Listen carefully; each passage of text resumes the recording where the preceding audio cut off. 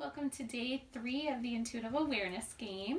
I hope that you had some fun tuning into your body and seeing what it had to tell you. Hopefully you sent off some questions to the Facebook group or via email if anything came up for you that you were curious about that you couldn't quite figure out in your mind. And speaking of minds, today we're going to talk about some ways that our mind interacts, those thoughts that just pop in. So I'd say most of us probably have had the experience of where we think about our sister and 2 minutes later she calls. And that has to do with energy and the transference of energy. And this is kind of a funny esoteric concept to think about, but most people, when I tell them about it, it makes a lot of sense. So there's a couple of ways that we can perceive energy. One is through energetic cords. So literally, when you have a communication or a thought about someone, a cord goes from you, an energy cord goes from you to them. And when the communication is over, that cord just dissipates usually. Sometimes it can get stuck and create a block. And it can happen, whether you're talking to someone in the same room or your sister's in another state and she thinks about you, you get the ping and the phone rings. So that's a fun way to think about it. Another way that we perceive information a lot is something called our telepathic channels. So many of us have heard the word telepathy, and we see our telepathic channels as like the senders and receivers of information in our space. So you can actually turn them up and you can turn them down. But a lot of us are walking around with them either like totally closed down or way wide open. And one example of this I wanted to share was a good friend and student of mine. I had coffee with her a few weeks ago. Hi, if you're watching this video. And she shared the story of she recently moved into a new neighborhood and her neighbors were having a birthday party and they had asked her if she wanted to come over and she said, no, I don't want to impose, but thanks for the invite.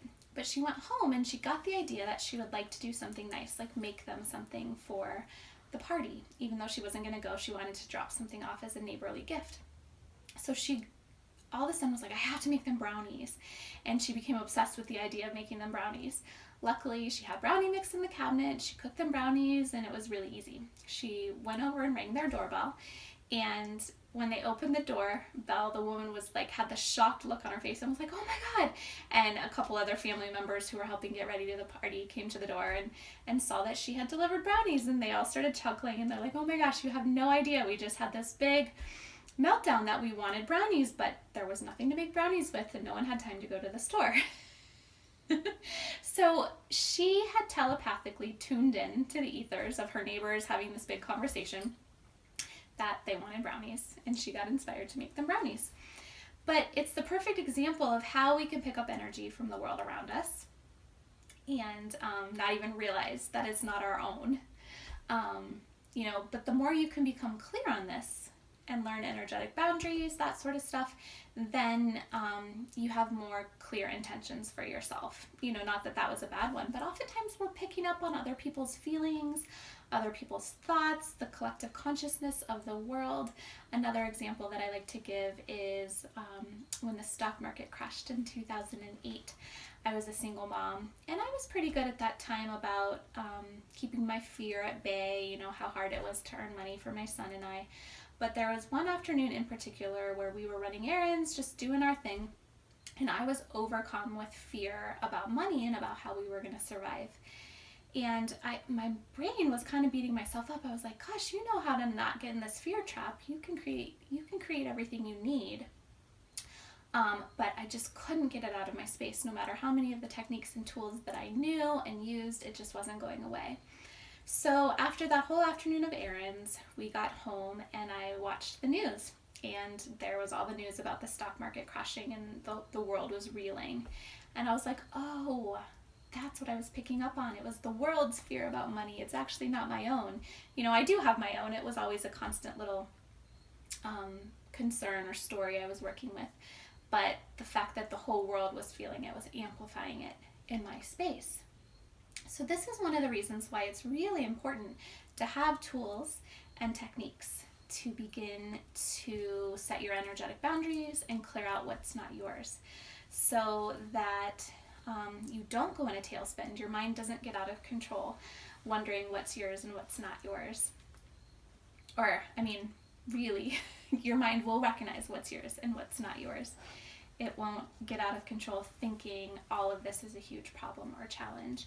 And then you can begin to work with it and be more proactive rather than stuck and frozen in fear. So intuitive knowingness and awareness helps your mind to calm down a little bit from the other stuff that might be getting fueled or amplified by the world around you. And this is so important in understanding energy and how it lets us open up to our intuition as well. Because oftentimes we're afraid our intuition gets blocked because we're afraid of judgment of other people, and we're feeling that, and then our mind perpetuates it. So, great things to have awareness in. And then we'll go ahead and the invitation for today is just pretend you have your radio antenna up and see what you perceive, and sort of play a game with maybe a lot of those random thoughts that come in. Just play the game of, what if that's not mine? You know, I heard a mom once say that when her kids are freaking out and feeling overwhelmed with emotion, they actually play the game. Is that mine? Is that not mine? So this is your game for today. Play with those thoughts that randomly come in. Is that mine? Is that not mine? Maybe a little grain of it is yours, but it's being amplified by your partner's stress or your coworker's sadness. Get curious about that.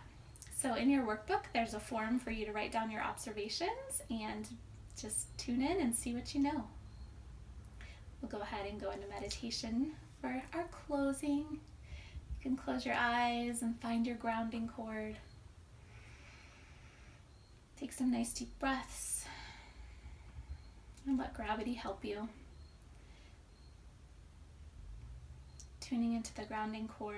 It can be a big tree trunk or a waterfall all the way into the center of the earth. And just set your intention to let go of everything that's not yours right now. So everything that your little radio antenna telepathic channels have been absorbing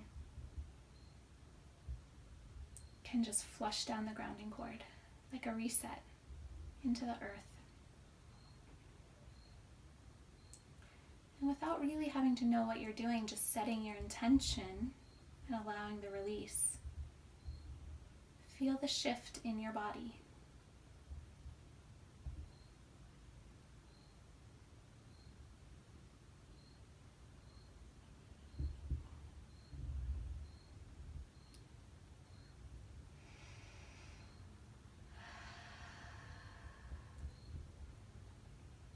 And then find that chair in the center of your head, the center of your intuition. And just imagine you have a really gentle comb, and comb it all the way down the front of your body and all the way down the back of your body.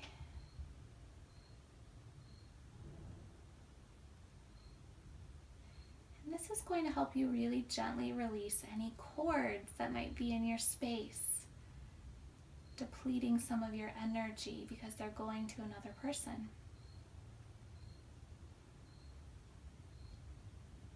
If there's someone that you just can't stop thinking about, you might have a cord going back and forth. So just setting the intention to use a really gentle comb and brush them out. You don't want to pull or yank, just like you're brushing your child's hair. You do it really gently.